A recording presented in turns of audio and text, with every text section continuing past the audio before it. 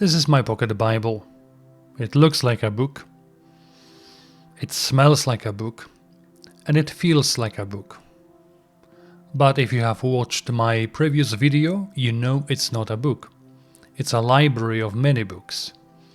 The most common feature of books in general is that virtually all of them are coded or encrypted. If you want to read it, you need to get the key to deciphering the code. I am talking about language. When you think about it, a language is effectively a coded method which we use to communicate and express ourselves. In other words, a language is a sophisticated tool of communication. It's crucially important to understand that no language exists in a void. It's a dynamic, living thing affected by the natural and artificial environments, by culture, and many other factors. We take our mother tongue for granted because we have learned it on the go, and we use it instinctively, most of the time without any pondering about what to say and how to say things.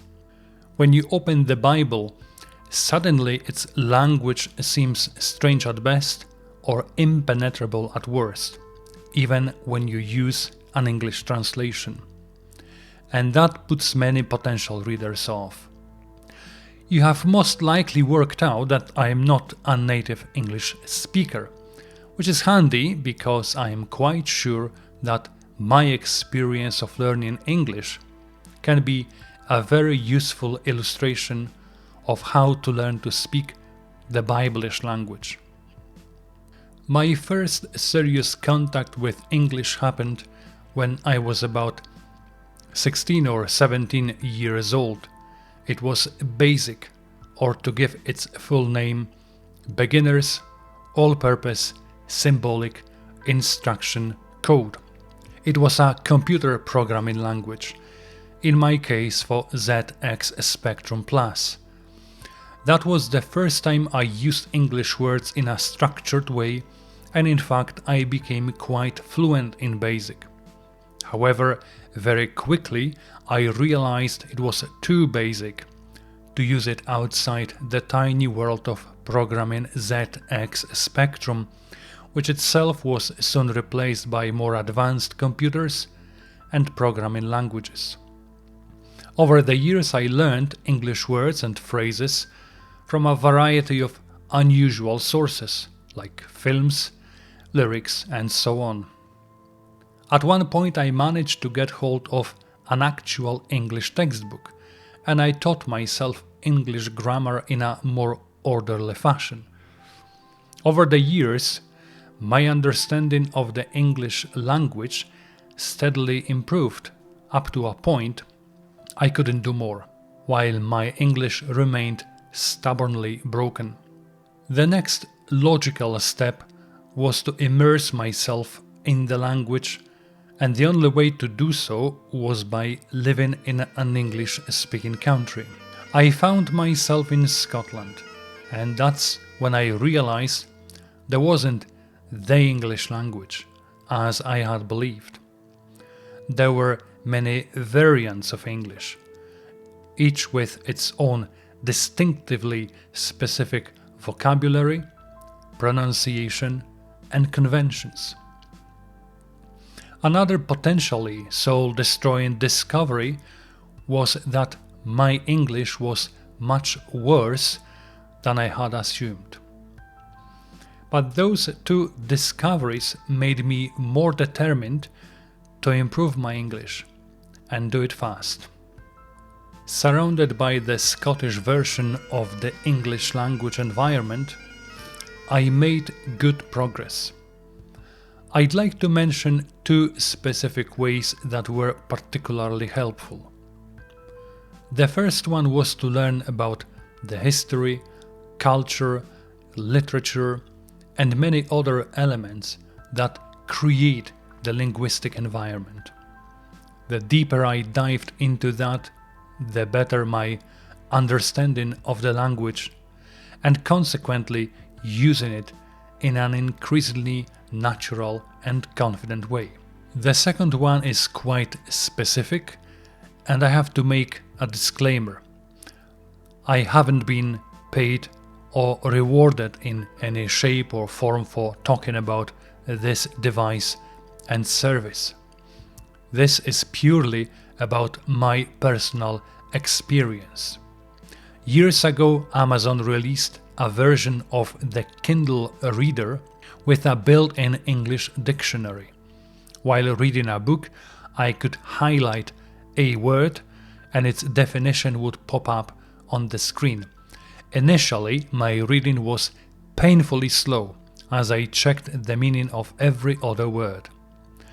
But it rapidly built up my vocabulary, and soon I only had to check odd or rare words.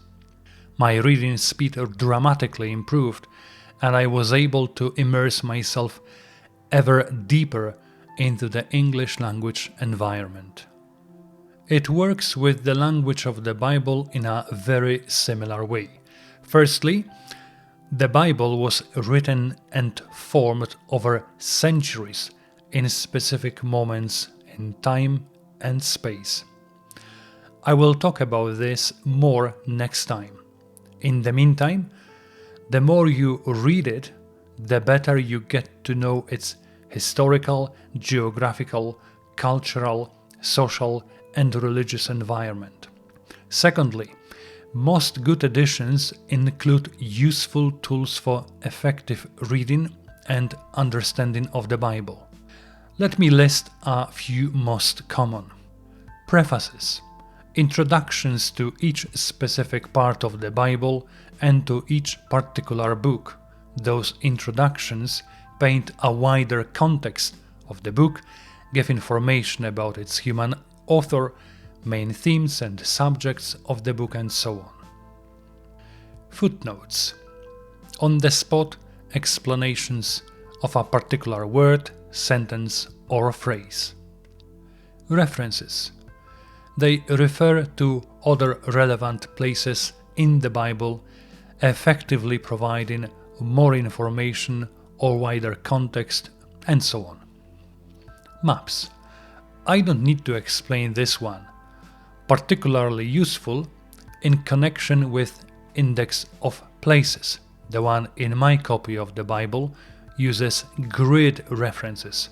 This makes it very easy to find a particular place on the map. Timetable.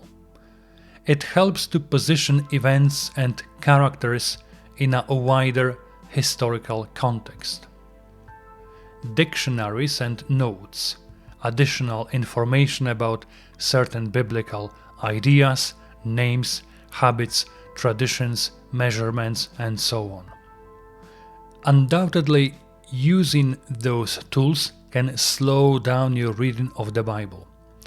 But like with my Kindle, you will gradually use those tools less and less, because your understanding of the Bible will be getting better and better.